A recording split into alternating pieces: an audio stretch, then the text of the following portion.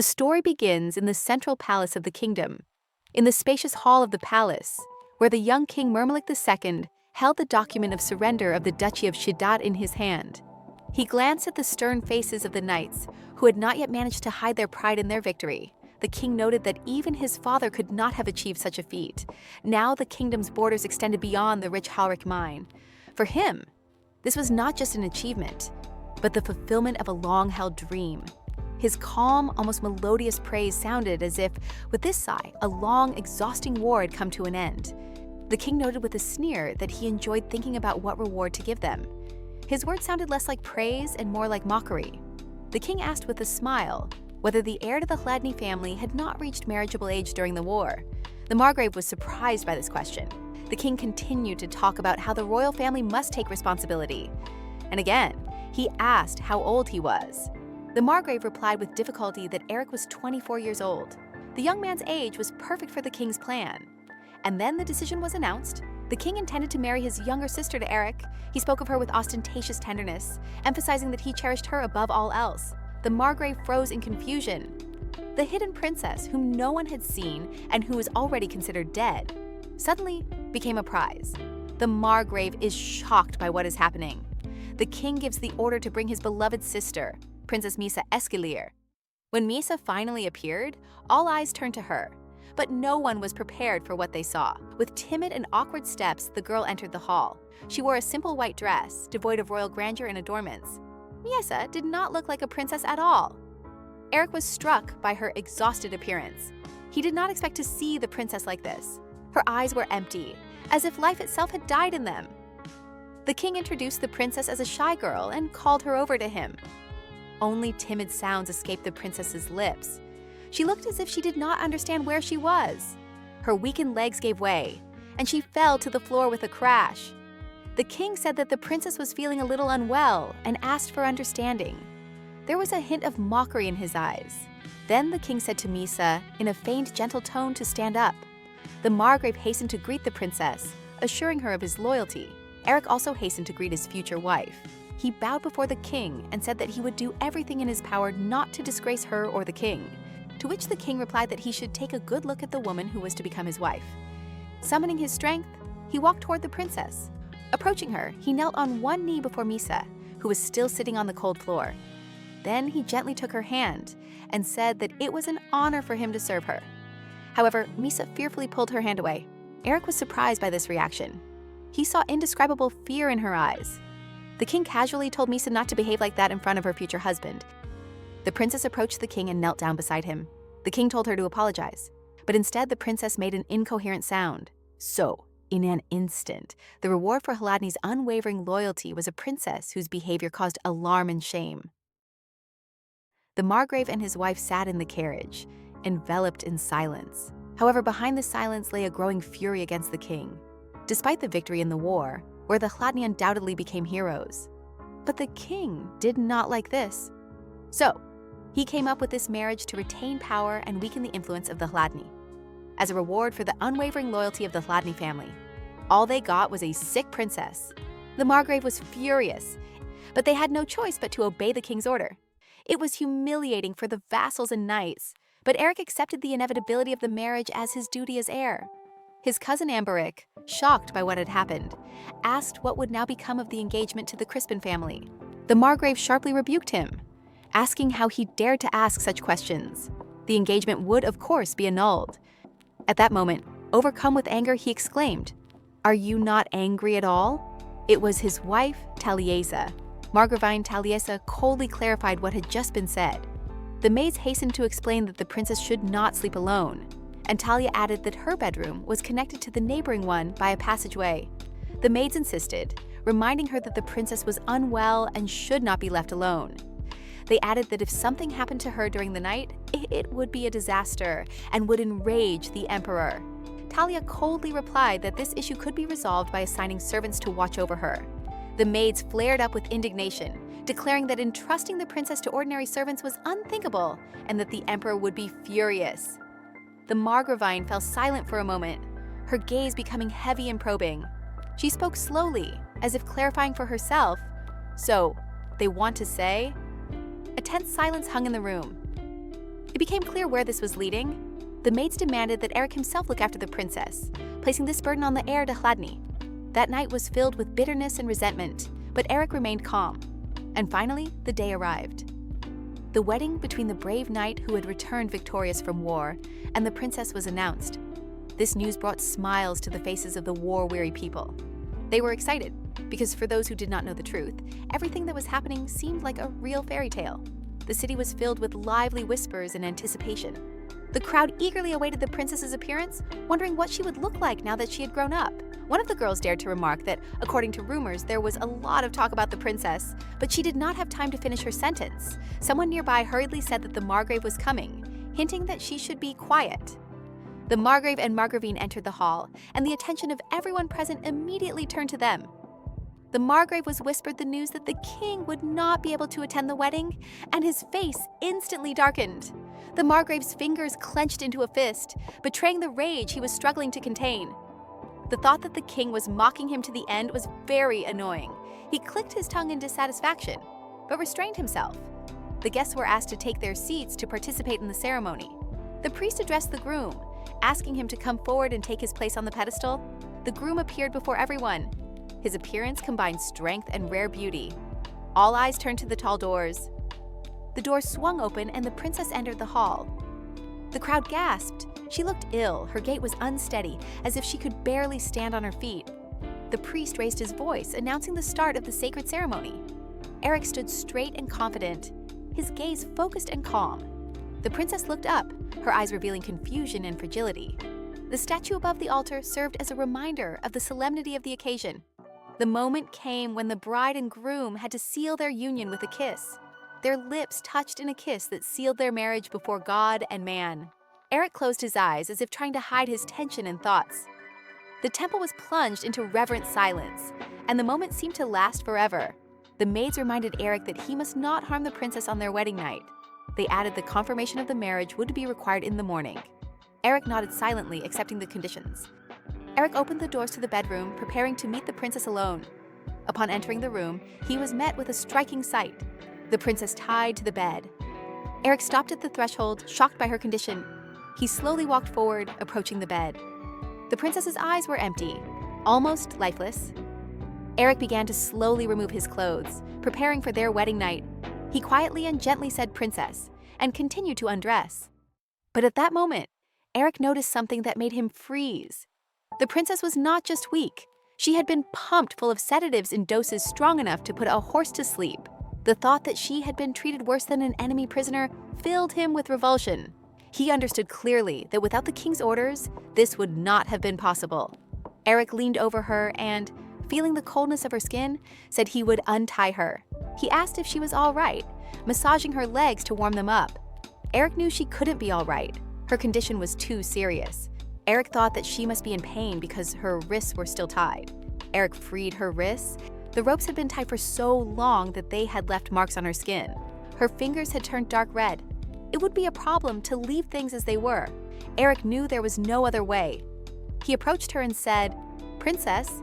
He said he would lie down under the blanket for a while and asked her not to be afraid. Eric gently pulled her close under the blanket to warm her up. He said his name was Eric, that he was the son of the Chladni family, and that he was 24 years old. He told her that he had no brothers, and that his younger sister had died in an accident when he was a child. Eric said that because of the war, he had been living on the border, far from his family and home. He mentioned that today was their wedding day, and that he was now her husband. But how much she had managed to understand from what she had heard. However, Eric decided to explain the situation to her and continue talking. He explained why he was touching her hand.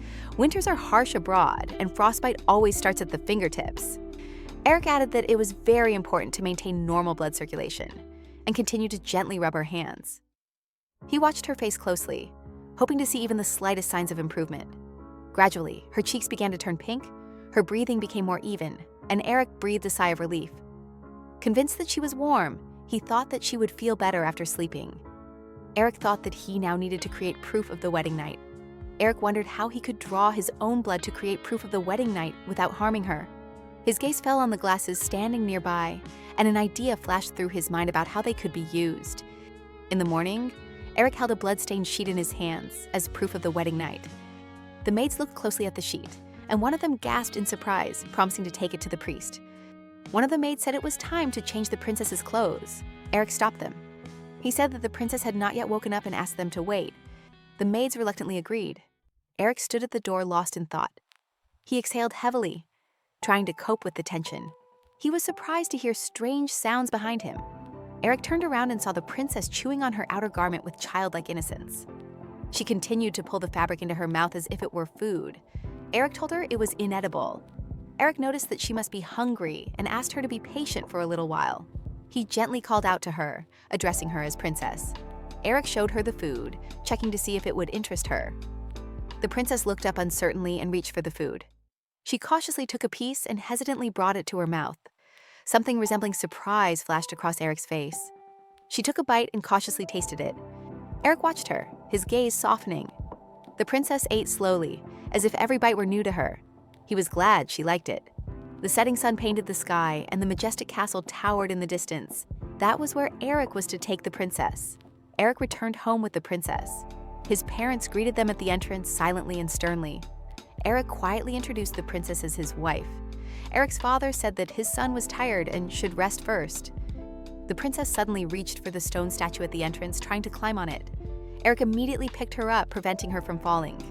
The Margrave watched the scene with irritation, his face contorted with anger. Eric held the princess tightly in his arms. She looked confused and defenseless. The servants gathered nearby, watching them and whispering. Eric said he would take care of the princess himself, telling the servants to rest and unpack the luggage. The maids exchanged sly glances, not hiding their mockery. Eric addressed the butler, who responded respectfully. Eric said that from that day on, the princess was a member of their family and asked them to take good care of her, as she was not in good health. The butler replied that everything would be done and asked him not to worry. Eric carried the princess into the house, while his mother, Talisa, watched them silently. Talisa stood with her arms crossed, her gaze stern and cold. The table was set for dinner in the hall. The Hladny family sat silently at the table, the atmosphere tense. Eric told the maids that he would take care of her himself during dinner and that they could rest.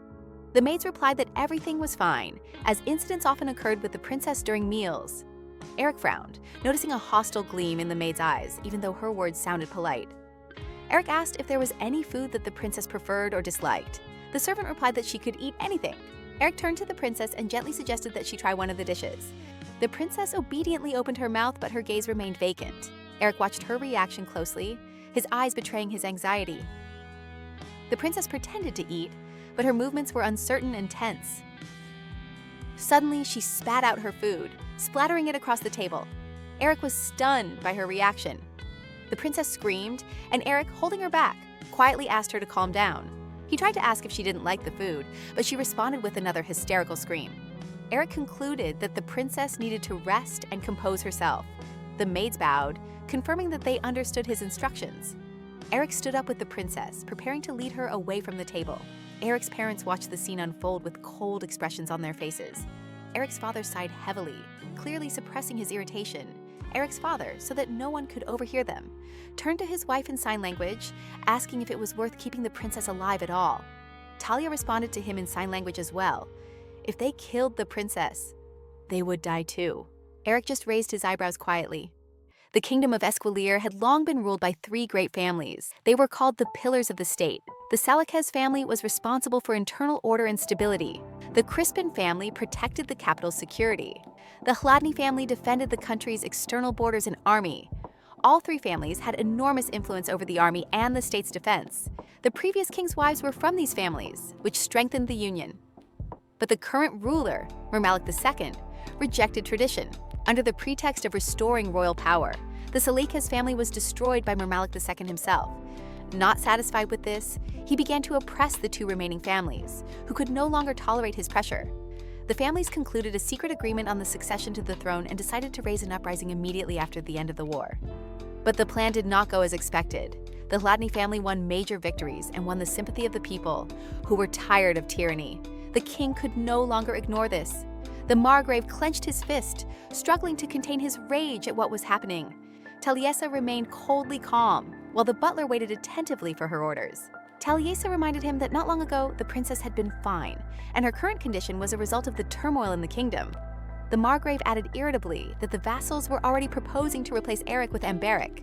He emphasized that the heir to the family could always be changed, making it clear that Eric's position was precarious. The Margrave called the princess insane, which made Eric's position even more fragile. Eric remained silent, not objecting, and his silence only increased the tension at the table. The conversation turned to Grand Duke Hagael, whose decision everyone was waiting for, but the Margrave was annoyed by his slowness. His words were tinged with mockery, questioning Hagel's intelligence and determination. It was noted that Hagel was the king's cousin and the only living member of the dynasty besides the princess, so without his consent, the coup would not be recognized as legitimate. He had been crippled in a supposed accident. Now he could not have children. His life was nearing its end. The Margrave lost his temper, exclaiming that nothing was going according to plan. In a rage, he cursed. Talia coldly remarked that he could not even control himself. The Margravine asked Eric what he thought about uniting the two families through marriage. Eric calmly remarked that it was impossible from the start. With the king still alive, the wedding would only attract attention. He added that without a clear heir to the throne, it would take many years to convince the nobility. The Margravine agreed with his reasoning. She emphasized that the years spent on the battlefield had dulled his political instincts. The Margravine said that in a situation that even a young man like Eric could understand, the Margrave was proposing to kill this child. She added that they needed to assess the whole situation first. She coldly remarked that Eric always remains himself, until even the maids criticize him. Talia called the princess this child. She asked her son to try not to get attached to her. Eric listened silently, hiding his confusion behind an outward calm. The Margravine coldly remarks that male affection is superficial. If kindness comes at a price, it is better not to show it. She sums up her thoughts and tells him not to torment the poor child. Night falls over the mansion, and the words spoken at the table dissolve into silence. Lonely footsteps echo in the deserted corridor. Eric wondered anxiously if even his mother wanted to get rid of the princess. He recalled the previous night with the princess. Strange feelings enveloped him. He felt very sorry for her, and he did not want a bad fate for her. On his way to his bedroom, Eric heard a noise coming from the bedroom. These were the voices of the maids who were treating the princess harshly. Eric stopped. The maids were shouting and scolding the girl. They said that she was too restless and strong today, apparently because she had eaten too much. The maids brazenly discussed the Margrave and his family. But at that moment, Eric's voice suddenly rang out. He had heard only a little, but it was enough to stop the circus. He said that he would take care of the princess himself from now on. Eric could only guess how she had been treated before. He praised them and let them go. Their eyes showed open hostility. They hurriedly left the room, saying they would come in the morning to wake the princess. Silence hung in the room. Miesa sat on the edge of the bed and stroked her hair. Eric said that his wife was in a good mood today. He approached her and sat down next to her. He explained that it was a country estate and that from now on she would be traveling back and forth between this estate and the Hladny territory. He said he hoped she would like it. He asked her about her discomfort, but paused, thinking about their meeting with their eyes. But she quickly lost interest. Something else bothered him.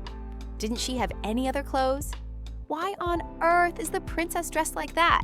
He was confused. Her clothes resembled prison garb. Misa raised her head and her gaze met Eric's. The princess's face was very beautiful and sweet. Eric was struck by her beauty. His heart began to beat faster. They moved closer to each other, wanting to passionately merge their lips in a hot kiss. But wait! The princess began to play with her lips childishly and spit. It seemed that only Eric wanted to kiss her. Returning to reality, Eric gently told his wife that she shouldn't spit in people's faces. He told her to go to bed and rest, and that he would finish his work and go to bed too. He felt uncomfortable about his thoughts. He left, telling her to call him if she needed anything. Misa whispered something quietly after him. Moonlight filled the room with its light. Eric and Misa were already asleep. Suddenly, there was a loud clap of thunder and a flash of lightning. The next morning, Eric and Misa were sitting at breakfast. He asked Misa how she slept. Misa remained silent, as if she did not understand him. Eric said that she was probably uncomfortable because the bed was different from her previous one. Although the princess responded with incomprehensible sounds, he could see that she was sad. Eric understood her without words. Her complexion was worse than usual, although she had looked normal before going to bed. Eric asked her to eat something, even if she had no appetite. but the princess decided to dip her hands in the soup. She squeezed the pieces of meat tightly and squeezed them, and then she put them in her mouth. Eric was shocked by his wife's behavior.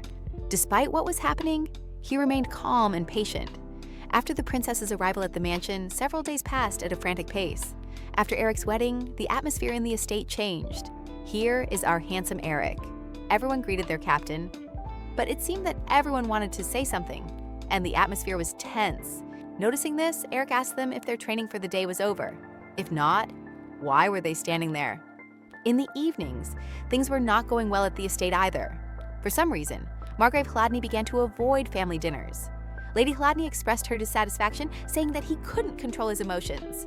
And the vassals of the Hladny estate were completely at a loss. But no one dared to say anything openly to Eric. He always appeared calm and unshakable, as if nothing had happened. After finishing his training, Eric asked where his wife was. The butler replied that she was in her study. The answer did not surprise him in the least. Eric opened the door slightly. The maids were sitting on the floor, cheerfully discussing something. They were talking about the princess, who apparently liked it here very much since she was sleeping so soundly. They were worried about whether it was okay for the princess to sleep on their clothes. After all, the maids wore them. The maids were delighted with the color of the princess's hair. Even gold was not as beautiful as her hair. They were touched by her. At that moment, Eric entered the room. Upon entering, he inquired about the two maids. It turned out that they had left again. Therefore, these lovely maids were looking after the princess. Eric praised them for their work and proceeded to Misa. The maids began to justify themselves, saying that they had put their clothes under the princess because the floor was too cold and hard. Eric replied that they could return to work. After all, he would now take care of his wife himself. Eric walked up the stairs carrying his wife in his arms. He carried her so easily, as if she were as light as a feather. And when they entered the bedroom, Eric was just about to lay her on the bed, when suddenly the princess woke up. She didn't like not having solid ground under her feet. She began to cry and struggle in discontent. Eric asked her to wait a little longer. After all, he had almost carried her to the bed. He had just laid her on the bed. Miesa immediately assumed a defensive posture, like a wild cat. Eric clearly did not expect this. He watched her for several days and realized that Miesa did not particularly like him. And for some reason, she considers Eric a means of transportation. In any case, she touched his heart. Looking closely, Eric noticed a thread in her hair. He approached to remove it. Suddenly, Misa abruptly dodged his hand. Her reaction was reflexive. What had she been through to react like that? Eric put his hand on her head and said gently that he didn't want to scare her. He would just quickly remove the debris from her head. He looked at her, thinking how cute she was. Misa looked frightened. Their eyes met again, and he remembered the maid's words. One maid said she had met a cat that looked like the princess. This made Eric smile. At night, at the Hladny estate, Misa slept sweetly in her bed. Eric sits at the table and works hard. He holds a letter and studies it carefully. The names Malik and Dayal were written there. These are the names of the two maids from the king who mistreated Misa. These maids leave the princess every time and disappear at every opportunity. They are definitely plotting something. In addition, Erica was concerned about the food supply for the inhabitants of the territory. There was too much to sort out. He is holding a letter in his hands. After opening and reading it, he realizes that he now has one more problem to deal with. It was a report on his orders. As a result of surveillance on the man on his orders, it was confirmed that they had another meeting in that house on the outskirts. Chief Hladny was with the girl from the tavern. One day, Eric's father suddenly began discussing marriage with the Crispin family. At that time, only Eric had suspicions. Looking back, he realizes he was right. For knights and vassals, his father's proposal was not a bad idea, but Eric couldn't shake his feeling of unease. So from that day on, he began to watch him carefully. And then he witnessed something unacceptable. He discovered that his father was having an affair with a girl from the tavern. This was the first time Eric had encountered his father's misconduct.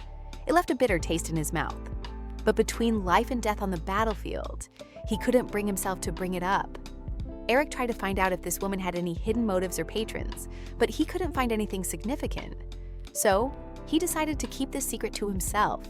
But after the war ended, his father brought this girl here. He even ordered his right-hand man, Sir Kelbanig, to take her as his second wife. That's how devoted he is to her. Eric had no choice but to carefully inform his mother of this, passing on the evidence in a letter. But the Margravine did not want to hear about it. She said she was already old, so it did not matter if he slept with another woman. In the letter, The maid conveyed all the Margravine's words. Eric was surprised by this reaction, but he couldn't stop thinking about his father's mistress. His mother wrote in her letter that if she were an aristocrat, it would be easier to find out about her past. But apart from her fake husband and the head of the Cold family, there was no one else in the house. Throwing down the letter, Eric sighed wearily.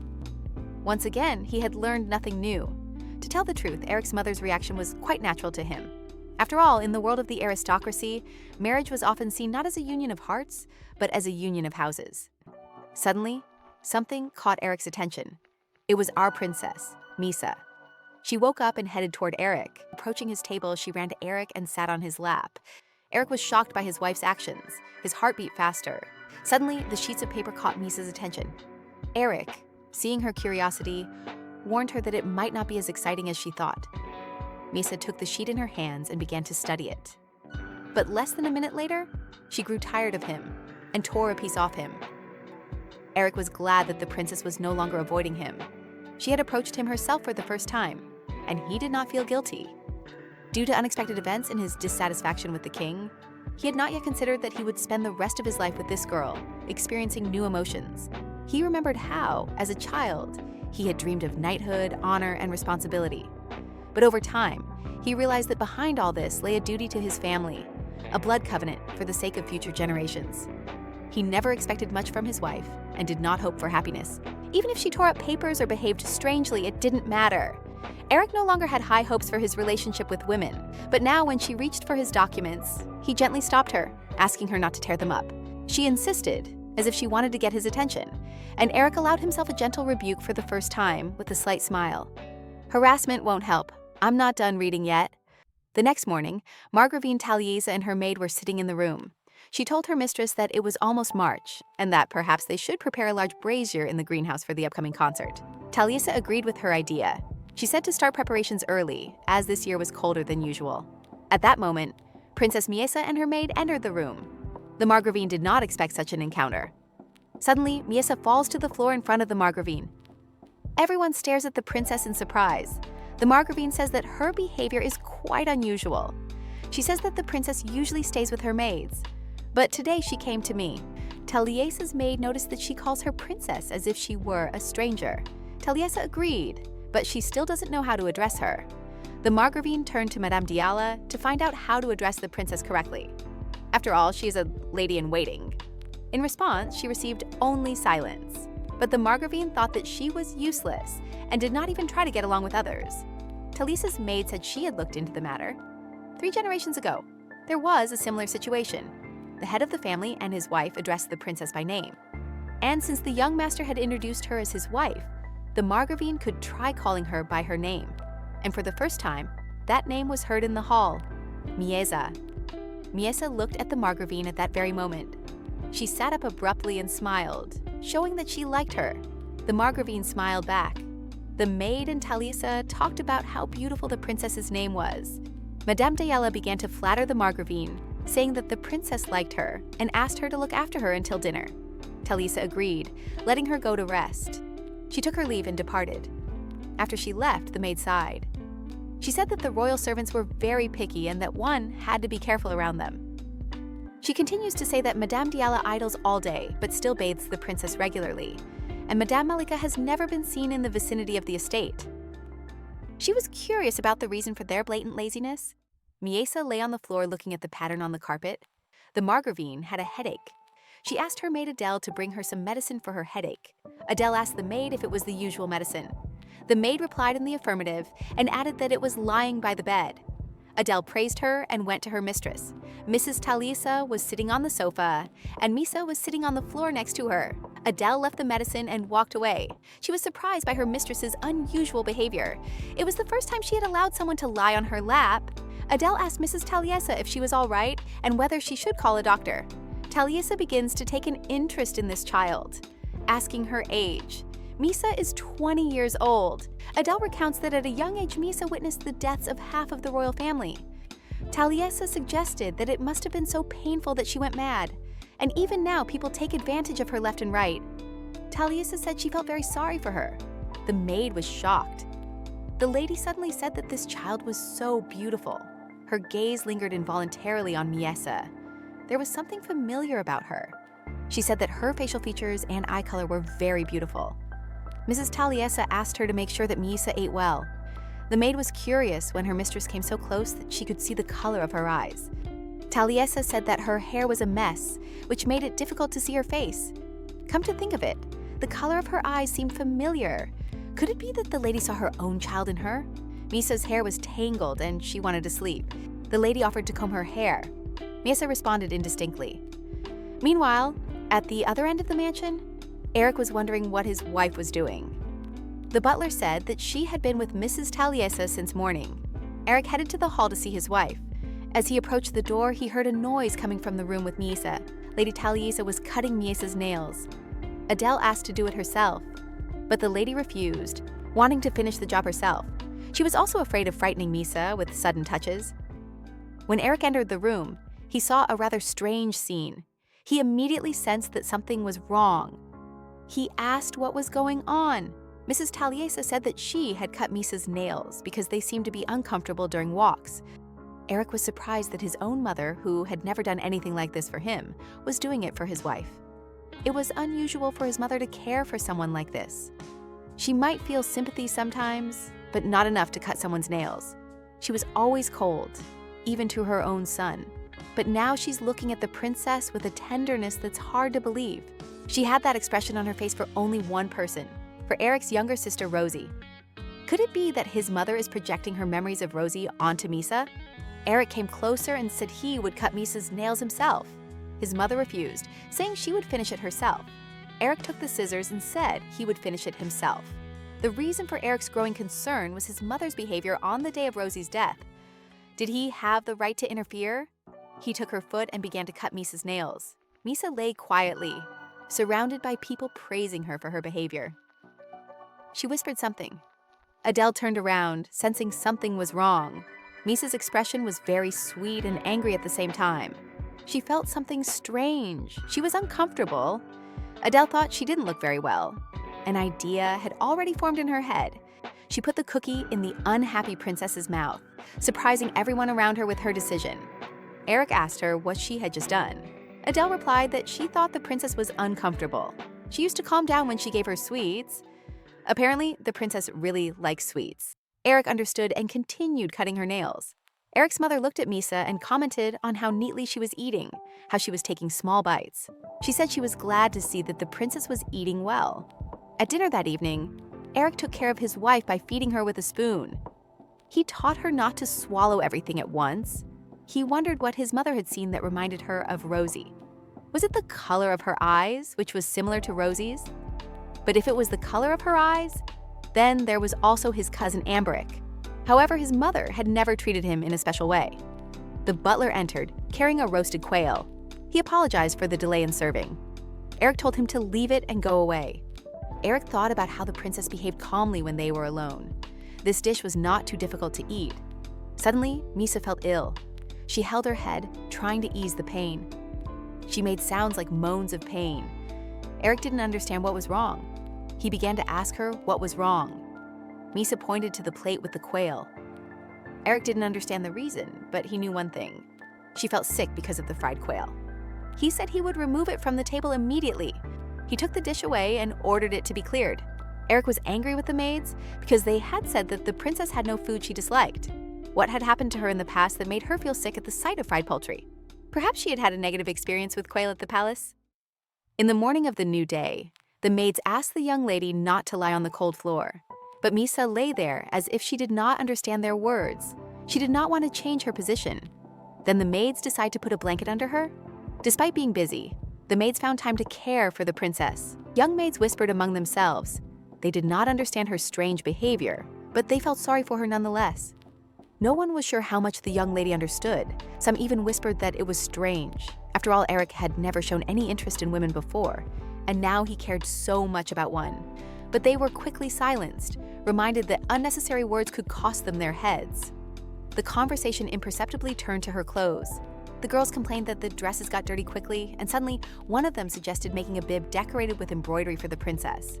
Others were enthusiastic about the idea, adding floral patterns, embroidering delicate designs especially for her. These simple conversations revealed their unexpected affection for her. They began to see her not as a burden, but as a little lady. Everyone except these 3 maids. Meanwhile, Eric was training outside. He looks at the sun and realizes that lunchtime is long gone. Eric was worried about his wife, wondering if she had eaten well today. Eric headed inside the mansion, worrying along the way that she might not have eaten or been able to play well with the maids. He was also unsure if he could entertain her as well as the maids did. When he met the butler, Eric learned that Misa had fallen into the stream that afternoon, changed her clothes, eaten, and taken a nap. She was now in the maid's workroom. Apparently, the princess saw fish in the stream on her way to the chapel with the lady and accidentally fell in. Since she was with his mother, it couldn't have been very dangerous. He was glad that her day had been eventful. She had been quite busy all day. Eric was leaving when the butler suddenly stopped him. He said that the young lady did not like the chapel very much. Eric was not surprised. After all, Misa gets bored sitting in one place for a long time. At first, she calmly followed the lady. But as soon as they arrived, she began to fidget at the entrance, so she stayed outside until the end of the service. Eric thought that if she had sweets, she would like it there. His heart skipped a beat. Eric made a decision. From now on, there would always be an endless supply of sweets on the tables. The butler understood the order and bowed. At dinner, Eric fed Miesa with a spoon. He said she had a good appetite today. The princess looked energetic at dinner. Eric watched her eat with relief and moved the plates closer to her. He gently encouraged her to try not only meat, but also vegetables. He fed her himself, holding out a piece of food. Just as Misa was about to eat the pieces, one of them suddenly fell. Eric reassured her, saying that everything was fine and that he would give her a new one. Eric apologized and removed the piece from her clothes. Seeing the piece of food in front of her, she began to reach for it to eat. Eric pushed her away, promising to cut off a new piece and explaining that this one was no longer edible. But Misa did not understand what was wrong with the piece that had fallen. She grabbed his hand and ate the piece right off his fingers. Eric was aroused by the surprise. It was the first time he had ever felt such sensations, so he pulled his hand away in surprise. Misa was surprised by his behavior. She clearly did not like this attitude towards her. She grabbed the tablecloth and pulled it, knocking all the food on the table. One of her maids came to the noise. She caught Misa ruining another meal. She took the princess away to bathe and change her clothes, thinking on the way how tiresome it was to spend every meal like this. Left alone, Eric sighed quietly. His fingers still remembered the warmth of her hands, her breath nearby. At night in bed, Eric couldn't sleep. His head was a complete mess. He caught himself feeling this closeness too keenly. Eric admitted to himself, Misa was his wife, but she was like a child, perhaps even incapable of realizing who he was to her. He told himself that he had no right to fall in love with her, convincing his heart of this, although it had long since begun to waver. The Chladni family was preparing for an important event, a poetry evening. Eric asked if it was necessary to attend. Mrs. Taliesa said that everyone there was like hyenas, so they needed to show that everything was fine. For everyone, it was just a cover. The matriarchs were gathering to discuss royal power and the status of their families in a small circle. This time, it was the Chladni family's turn to host the meeting. Therefore, their house had been bustling with activity for several days as they prepared the greenhouse. The fact that the Marquise Crispin and her daughter were expected there caused particular tension. This would be their first meeting since the breakup of their engagement. Mrs. Chladni suggested that Misa take a look at the almost finished greenhouse. She replied vaguely. Eric asked if Misa had had fun today. His mother laughed, saying that he was like his mother asking the nanny about the baby. And yes, Misa had had fun. And since her son was there, why not all go together to see the greenhouse? But Eric refused, saying he had a lot of work to do. And he went out to check on Misa. Looking at his lovely wife, he agreed to come in for a minute. The greenhouse was almost completely ready. Everyone was busy preparing to welcome guests. And here comes the beautiful Miesa, running and admiring the beauty. Everyone was surprised by the princess, as many were seeing her for the first time. While Madame Chladni was busy with organizational matters, Miesa was free to walk around and look at the flowers. Eric thought she was very cute, comparing her to a small child or an animal. Her presence, despite all the difficulties, calms him. 2 maids approached the princess from behind, wanting to show her a beautiful bird. They asked why she no longer came to the workroom. She said that they were always waiting for her. Turning around, Misa turned pale as a ghost. There was indescribable fear and horror in her eyes. Images from the past flashed before her eyes. Suddenly, the bird spoke to Miesa, saying that her mother had made a mistake. The bird continued to talk about the punishment for those who make mistakes. Miesa trembled, her eyes wide open, as if she had encountered death itself. The bird said that this was why her mother was now. And before finishing, the bird screamed. At that moment, Misa screamed and collapsed to the ground. Everyone in the room was shocked by the princess's reaction. Everyone except these 2 maids. Mrs. Hladny was just about to go to her. Suddenly, Eric burst into the hall and ran to Misa, shouting her name. He hugged his wife around the shoulders and asked if she was okay. No one around understood what had happened. She jumped into Eric's arms, and only when she was close to him did her cries begin to subside. She did not let go of Eric and was shaking violently. Eric tried to understand what had caused her fear. Suddenly, one of the royal servants said that the princess was afraid of birds. Madame Hladny said that it was not just a fear of birds. And anyway, was it really necessary to mention this earlier? Adele intervened and supported Mrs. Taliesa, scolding them for their irresponsibility.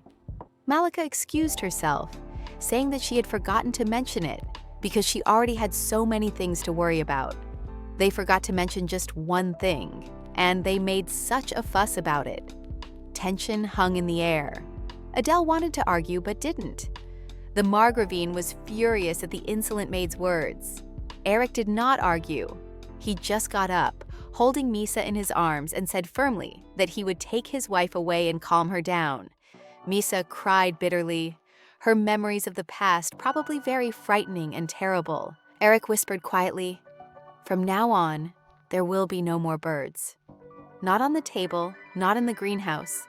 His voice was firm, like an oath, and only then did her breathing become more even. Misa tugged at his sleeve, pointing toward the garden. Eric hesitated, because there might be birds there too, but she stubbornly pulled him onward, and Eric agreed. Eric wiped Misa's tears, calming her with the promise that if a bird flew in, he would chase it away.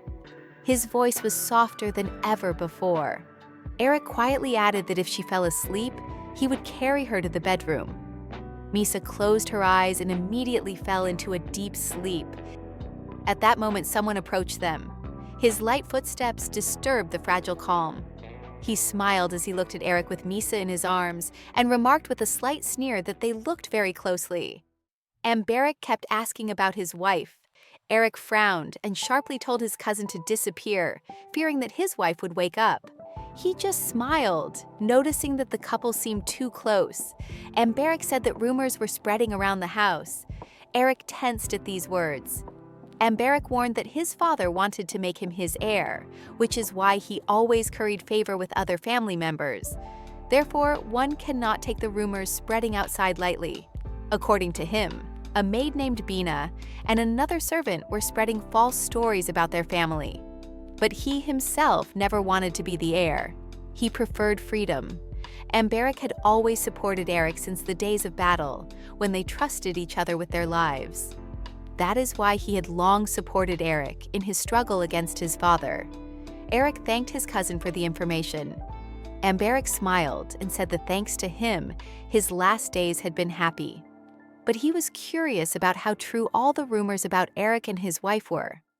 He asked directly if he had really been struck down by his wife. After all, they say that Eric personally cut her nails. To which Eric replied that he couldn't stand by while his mother did it. But Amberic was shocked. Wasn't that too strange? Eric asked what he meant. He had heard that his wife's feet never touched the floor because Eric was always carrying her in his arms. Eric replied that he was only helping Miesa because she had difficulty walking. Or did Amberic expect him to carry her around like the maids did at the ceremony? Amberic knew Eric quite well, even considering all the responsibility he had for the Hladny household. It all seemed excessive to him. Amberic did not understand the reasons for such an attitude towards this woman. Hearing the rumors, he thought that Eric was simply playing a role to deceive the king. But since the king was not there, what was the point of this charade?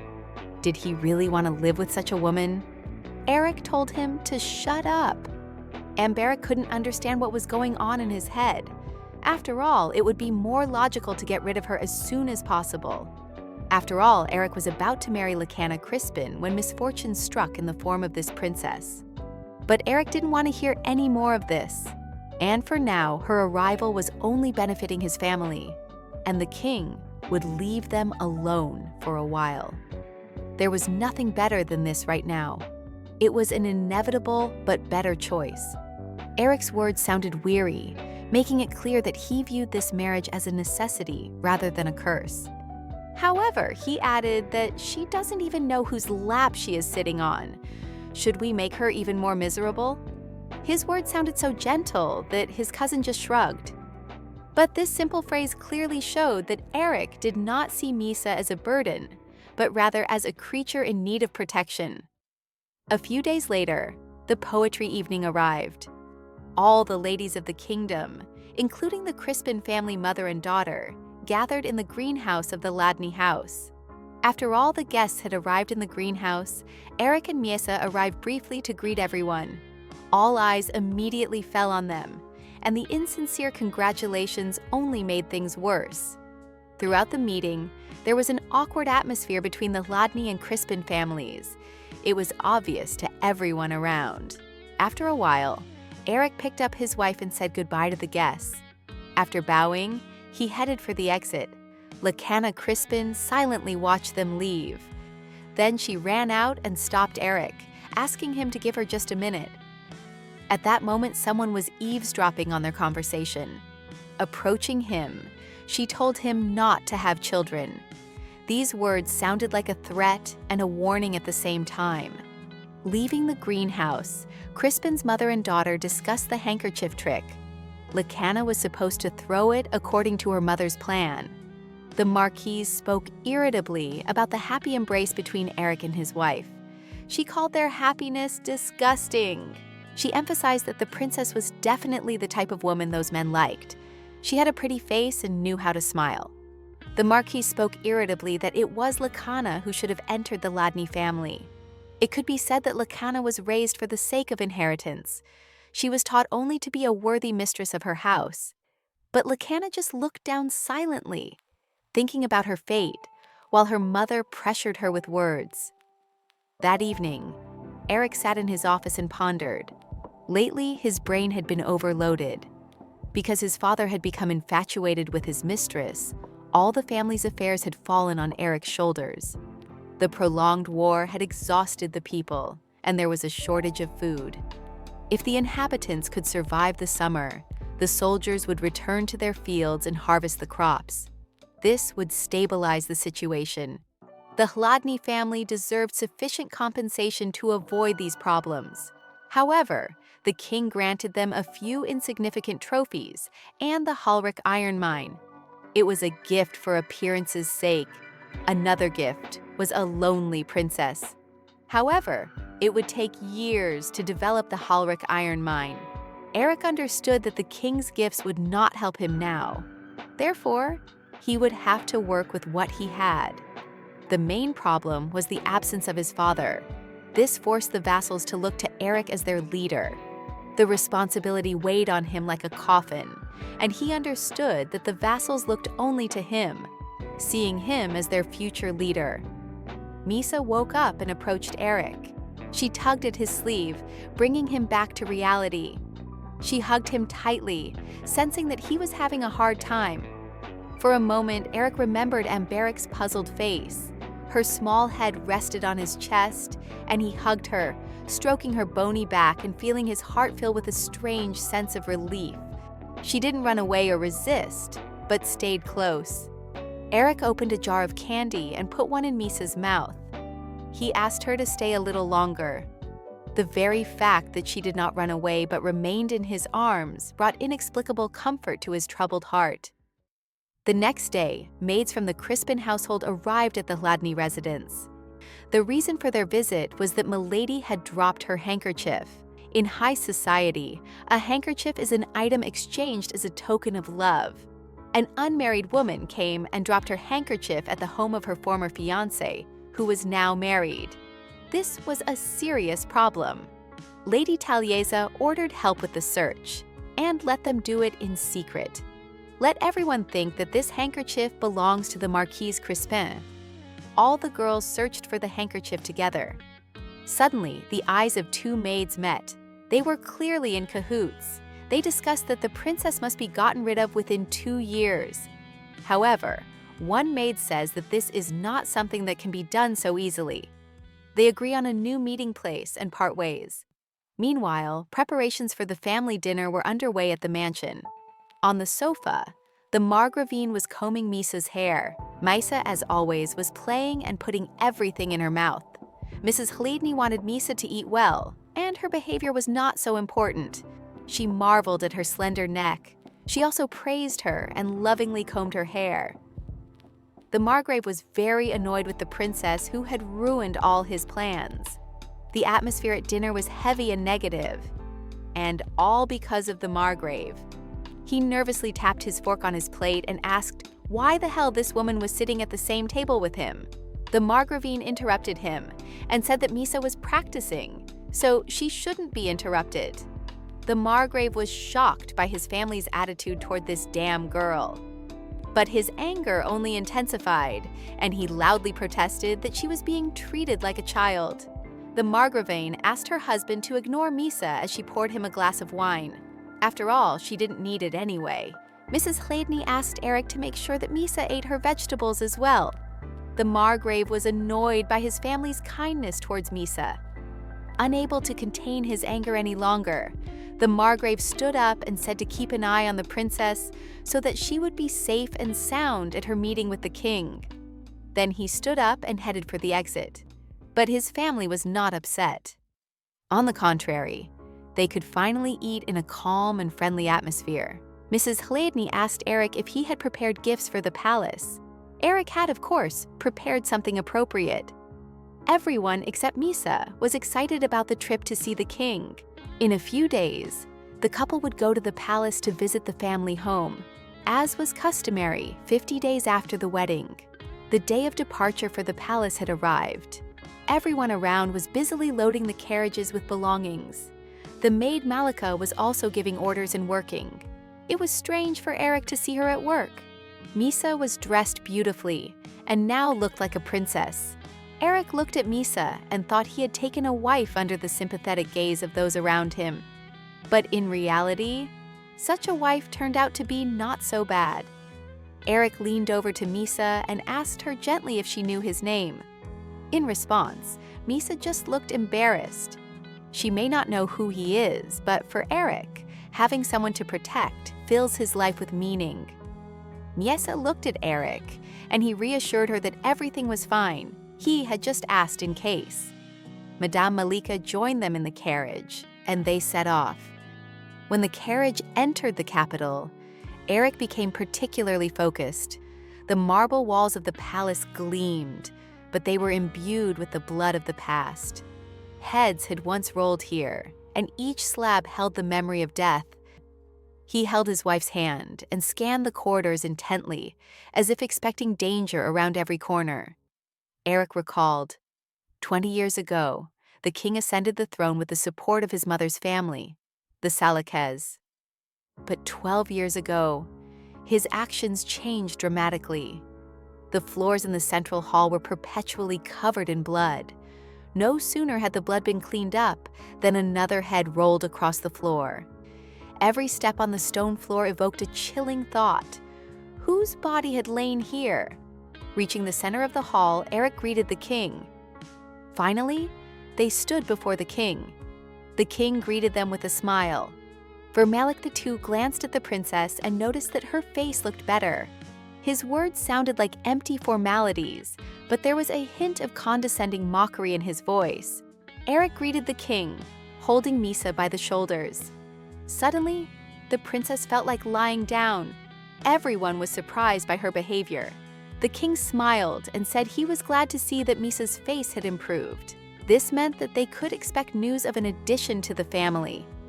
Eric was very cautious, as he wanted to avoid arousing the king's suspicions on their wedding night. Eric replied that he hoped so too. But in reality, he had no intention of causing Misa such pain. At the same time, a servant approached the king and whispered something in his ear. Eric said that his wife's health had not yet fully recovered. The king interrupted him, saying that the conversation was over. He was not here to talk about the monkey's health. The servant continued to whisper something to the king. The maid said that the bed was covered in blood after the first wedding night. However, when they came to wash the princess, they found that she was completely unharmed down below. Eric was confused because he had planned everything so well. According to the maids, the bed remained untouched, just as untouched as the princess's body. The king rose from his throne and approached Eric. He asked Eric why he had done nothing. The king wondered whether Eric really did not want an heir with royal blood. An oppressive atmosphere formed around them. The king questioned Eric, trying to find out the reason. But Eric denied everything. He couldn't even suggest that the maids would report such details. Hearing the answer, the king smiled. It was as if a malicious plan had formed in his head. He patted Eric on the shoulder and said that he had disgraced the royal family by holding his wedding in Hladny, and this despite the fact that his wife was such a lovely princess. Suddenly the king exclaimed as if he had understood something. He asked if this could be a rebellion against the royal family. Eric's heart stopped for a moment. His hand clenched tightly into a fist. Once the king mentioned rebellion, there was no way out. If Eric's life was in danger, there was no way his parents would be safe. The same fate awaited the other followers of House Hladny. Eric took only 17 knights with him to the capital. They would be no match for the royal guard and the city's defenses. Eric's thoughts were interrupted by the king's voice calling Misa to him. Misa obediently followed the king on her knees. The king took pity on her and stroked her head. Then he asked her to answer his question. He then asked her if her husband had undressed her that night. The princess replied with something indistinct and began to examine his shoes. Suddenly, the king grabbed Misa by the hair and pulled her toward him. She screamed in pain. Eric was furious at this treatment of her, but the king was also angry because he had not received an answer. Eric asked him to let her go first, but the king did not listen and asked his question again. Gritting her teeth in pain, Misa said that she was hurt. Those around them were shocked by what was happening. Misa said that she was hurt and pointed to the place where it hurt. And then she began to tell and show what Eric had done to her that night. Eric was shocked because he hadn't done anything like that to her. And besides, she had learned to speak, or she was pretending. Suddenly, the king interrupted Misa.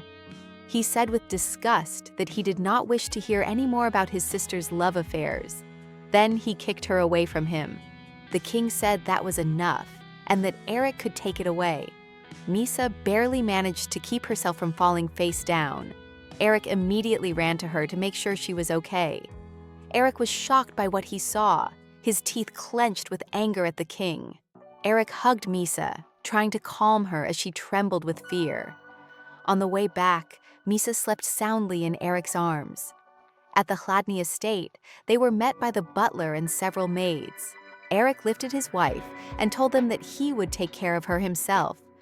He also ordered no one to enter the second floor of the West Wing. And for this, let them bring Callan, for it is he who will guard the second floor. The maid was surprised by the young master's order. On the way to the bedroom, Misa woke up and suddenly screamed, muttering something about ants. Callan, one of Cold's knights and Eric's right-hand man, entered the room. He greeted the commander. Eric asked if he had been told everything. He also told Callan to make sure that no one approached the room today, and to let him know if anything happened. Callan replied that he understood. Reaching the bed, Eric laid Miesu down and said that now they were alone. Eric grabbed her wrists and sat on top of her. He said that now no one would hear them. Whether she cried or screamed, it didn't matter. No one would come. And now that no one could hear them, she should say something. After all, Eric now knew that she could speak. Miesa clearly understood his words, but instead of answering, she smiled. Eric already knows her secret, so why all this pretense? He didn't understand it. He gently took Misa's hands and said that he was very patient. He began to ask how long she planned to keep pretending. What if he hadn't found out? Would she have continued to fool him? He wanted to ask her how she felt about him, but Miesa interrupted him, calling him dear. She repeated his mother's words, asking him not to pay attention to Miesa because in any case, it was useless. Eric was confused. Had she really heard everything? For a moment, he couldn't believe his ears. Eric asked her why she was acting this way, to which Miesa replied with a strange phrase, in a tone that was somehow familiar, firm, yet elegant at the same time. What's more, the words also seemed somehow familiar. Despite her unkind face and relaxed voice, her hands trembled slightly. In that moment, Eric realized his mistake. He got up from her and apologized, saying he didn't want to pressure her. It was hard for him to believe the truth. What thoughts had been going through her little head all this time? According to rumors, Miesa witnessed her mother's death at the age of 8. After that, she saw the king kill all her half-brothers and sisters. In order to survive, she chose to be crazy, and she had to endure contempt and ridicule. She was treated worse than an animal. Thinking about how Miesa had lived all these years, Eric was speechless. He wanted to calm her down and comfort her, but he didn't know how to do it. Eric understood that superficial words would not help her. He wanted to say something to her, but his tongue would not obey him. The next morning, the servants came to wake Miesa and Eric. The royal maid also came, and clearly not just for any reason. The servants brought breakfast. Eric was already awake and sitting by the bed. The maid began to wake Miesa, telling her that she needed to get up and eat. Eric silently watched what was happening. He thought he would be killed because of a false report to the king. As expected, the maid came here to see if the princess had lost her virginity. However, Eric's patience had limits. He stopped the maid and told her to let the princess sleep. The maid agreed and left Miesa alone. Then the butler suggested that the young gentleman have breakfast first, as he had a lot of work ahead of him. It seemed as if they had all come here to verify the marriage, and it would be better if they all misunderstood. However, food eaten alone after a long break is like sand. During the day, the mansion was bustling as usual. Miesa's plan was to make a mess on the table, tear up the clothes left behind by the black-haired man, pull out a strand of gray hair from the maid. Having finished half of the list, she exhaled. It had been a difficult day with medical examinations, but she had managed, and all because of the black-haired man. However, Miesa was worried that he might tell others her secret. It seemed that he had been very angry yesterday. Miesa was afraid that Eric would tell everyone, including the king. She was afraid that he would kick her out of there. However, Miesa decided to calm down. Even though he looked very angry, he wasn't like that. He was very kind to her. It didn't seem fake. Remembering him, Miesa blushed. But just in case, she decided to play a prank. Miesa suddenly started running. She ran into Mrs. Chladni's room. She greeted Miesa with a smile. Talia asked the girl how she slept. And worried, she told her not to go alone because it was dangerous. Suddenly, Miesa fell tiredly to her knees in front of Mrs. Chladni. Miesa felt calm next to the lady. She liked her very much. After that, the lady continued her conversation with the butler. As it turned out, the butler had looked into the matter of repairing the garden fence. He suggested using cheaper Meijo wood, which cost 2 gold coins per board. Miesa listened carefully to what they were saying. She remembered that the palace garden used wood supplied from the southern islands. It was 5 times more expensive. Miesa wondered if importing materials was too expensive for this house. However, she had only been to the royal palace and Celia's palace, so she didn't know much. The Rogenton dairy farm had recently started producing cheese and butter. Therefore, the butler brought butter. It is expensive, but high quality. Therefore, there is not much of it. The butter costs 20 silver coins for one piece. Miesa was surprised at such a low price. According to the maid, a bag of flour cost 20 silver coins, so this small piece of butter cost as much as a sack of flour. The black-haired man was worried about food for the people, and if they are short of money, they should stock up on flour. Mrs. Hladny was happy that Miesa was eating well, so she asked to order 5 more pieces of this butter. While Miesa was chewing the butter, she began to calculate in her mind how many silver coins it was worth. Miesa couldn't understand why the black-haired man and the ladies were happy to see her just eating. But regardless of the reason, this kindness couldn't be meant for her. In this world, no one would do such a thing for a plague-ridden princess. In the evening at sunset, Eric came for his wife, but she didn't want to go to him. She didn't usually behave like this. Miesa made strange noises, seeking refuge from this man in the eyes of her mistress. However, Eric grabbed Miesa by the waist and lifted her up. He whispered that it would be better if she remained calm. Eric did not tell anyone about what had happened yesterday. At dinner that night, when they were alone, Eric asked if she could eat by herself. Miesa looked at him with displeasure, as she had thought. She didn't like him at all. She wondered why everything was so formal. The servants knew she ate with her hands. They were so inefficient in this house. Miesa hadn't held cutlery in her hands for about 10 years. Shaking a little, she began to eat. Her hands weren't strong enough to hold them. As Eric thought she was doing well, Miesa was puzzled as to where it was good. She dropped her fork, thinking what a strange man he was. Then she started eating with her hands like a mad woman. Eric was surprised by her decision. He looked at her and asked what was wrong. Miesa licked her fingers and thought that it was all so that she wouldn't be exposed. But she didn't tell him that out loud. She thought that the servants might suspect something and complicate matters. At the same time, she licked the sauce off her hand in a sexy way. Suddenly, she noticed Eric's strange behavior. He was bright red. Burning with embarrassment, he covered his face with his hand and asked Miesa to stop. Miesa didn't understand what was going on. She thought that maybe he was angry with her. Eric suddenly stood up and moved closer to Miesa. It wasn't the first time Miesa had behaved this way, so she didn't understand the reason for his anger. Suddenly, Eric lifted her face and told her to look at him. Then he wiped her face with a napkin. Embarrassed, Miesa thought that he wasn't completely stupid. He asked for her hand and wiped it carefully. Miesa was embarrassed by such care. After the meal was over, the maids came to clear the table. Eric stood at the entrance to the bathroom, where Miesa was now being bathed. The maid poured ice-cold water on the princess and asked why she had never been sick. She said it would be good for her to rest in comfort for a few days. Miesa agreed with her.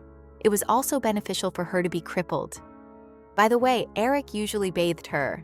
Why did she personally come to humiliate the princess today? Suddenly, Miesa grabbed the maid by the hair, causing her to scream in pain. The maid was furious. She grabbed Miesa by the hair and began to drown her in the bathtub. Suddenly, Eric's voice rang out, asking what was going on. The maid began to explain that the princess had suddenly become capricious. While washing herself, she sometimes injured herself. That is why the maid decided to wash her. Miesa was furious at the blatant lie from this old witch. The maid asked him to leave so she could finish, but Eric said he would finish it himself. The maid objected, saying that it was indecent.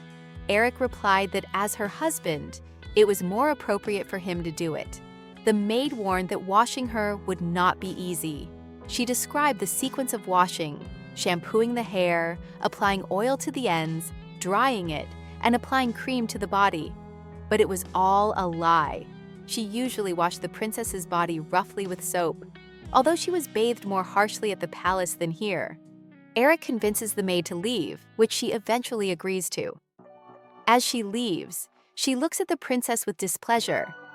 Left alone, Eric thought that he had managed to get rid of the maid. But what about the princess? He asked Miesa if she could wash herself, but Miesa could not deviate from her image as a madwoman. Therefore, she could not do it herself. Eric looked at the whole situation and said embarrassedly that he understood. Eric went to get the items the maid had shown him. Misa sat there and didn't understand why he was angry again. Then she got up and went to Eric. She understood that getting on his nerves would not be to her advantage. On the contrary, she should cooperate with him. Eric, embarrassed even more, covered his face with his hand and asked what she was doing. However, when he removed his hand, he saw all of Misa's charms hidden under her clothes and her terrifying scars. When Misa first saw his large and intimidating figure, she decided it would be best not to resist his will as much as possible. Looking at him, she got goosebumps from the memories. However, Misa feels that she may have made a mistake. Although he is large and frightening, he has been quite kind to her. Eric was angry, veins bulging on his face. Misa was ready for the blows. It seemed that she would not escape unscathed here either. Although she did not understand the reason for his anger, did it really matter? She had been hurt before for no reason. However, instead of violence, Eric gently touched her scars. How deep must the wounds have been to leave such scars? He asked who had done this to her. There was pain in his voice, unlike anything she had heard from him before. This sadness made her feel that she should at least answer him. She said it was the king. Eric was stunned by what he heard. He felt so sad that he sighed wearily. Eric was confused. Then he grabbed Misa's hand and suggested that she finish her ablutions quickly so that she wouldn't get sick. Misa thought he had been angry all this time. Eric rolled up his sleeves and asked her to tell him if she felt uncomfortable. He warned her that this was his first time doing this. Misa didn't understand why he was looking at her with pity. He should have just washed her like a dog. Eric tried to touch the princess as gently as possible so as not to hurt her. Misa noticed this. She felt very comfortable while he washed her hair. Misa sat in the bathroom, embarrassed but enjoying the wash. She wondered if washing had always been so pleasant. Eric was also embarrassed by what was happening. It was embarrassing for him to touch a naked girl, even though she was already his wife. Misa felt ticklish when her neck was rubbed and she laughed. Turning around, she saw Eric's reddened face. The crazy woman didn't care who would wash her between her legs, but this man's emotions stirred her up. Eric apologized, although Misa was also embarrassed. This man made her feel strange for no reason. After finishing washing Misa, Eric lay on the bed, sighing wearily. Misa sat down next to him, thinking that he was completely exhausted. Eric called her over and told her to go to bed. He took Misa's hand and wanted to say something, but fell asleep at that very moment. Misa thought that he was the one who needed to rest, not her. Misa did not understand Eric at all. Yesterday, he was ungrateful even though he had been spared, and today he looked at Misa's scars with sympathy. And when she eats, he cannot hide his dislike for her. She approached Eric to see if he was sleeping soundly. But despite all his actions, he seems like a good person to Misa. Misa quietly left the bedroom, but Eric woke up anyway. When he woke up, he noticed that his wife was not there, and that the light in the bathroom was on. As he approached the door, he heard Misa's voice. Eric quietly opened the door and saw Misa standing in front of the mirror. She stood there repeating phrases spoken by Madame Taliesin, the maids, and other people. Eric was stunned by what he saw. Misa continued to speak different phrases. There was no connection between them. She continued to repeat different lines from different people. A few seconds later, Misa noticed her husband standing behind her in the mirror. Suddenly, she said a phrase her mother had used when she asked him not to interfere with Misa's training. The next day, the maids came again to check the princess's virginity. They were surprised that she still had it. After all, yesterday, no one was allowed anywhere near them. Misa was unhappy with what was happening, but she had to continue playing her role. Misa began to experience strange feelings after meeting Eric. She called them shame, and today she felt especially dirty. Pretending to be crazy, she didn't care about other people's mockery. But last night she showed her true side. And if they laughed at her, she would feel uncomfortable. Suddenly the maid said that even her naked body did not arouse him in any way. And who would want to give their seed to someone like her? To which the second maid replied that they had to watch over the princess anyway. Misa was hurt by such remarks. Thinking about it, she realized that there had been no bruises or wounds on her body for a long time. By this point, she should have already fallen or caused a serious incident that would have angered everyone. Getting out of bed, she decided to walk around the mansion, imitating a crooked gait. She walked and thought about what she could do to hurt herself without causing herself severe pain. She thought maybe she should break something valuable, but she quickly changed her mind, thinking that it was wrong to break things in a house where cheap boards were used. Looking at the stairs, she thought that a slight fracture would be ideal. However, the maid interfered with her plans, but Misa was afraid because she could be seriously injured. It would hurt, but she saw no other way out. Preparing for the pain of the fall, she closed her eyes and got ready to weaken her legs so she would fall. Suddenly, Eric appeared. He could no longer stand by and watch. He managed to catch her before she fell. Misa was surprised by his sudden appearance. Eric said he would look after his wife himself and dismiss the servants. Misa was angry, but she tried to hide it behind a silly smile.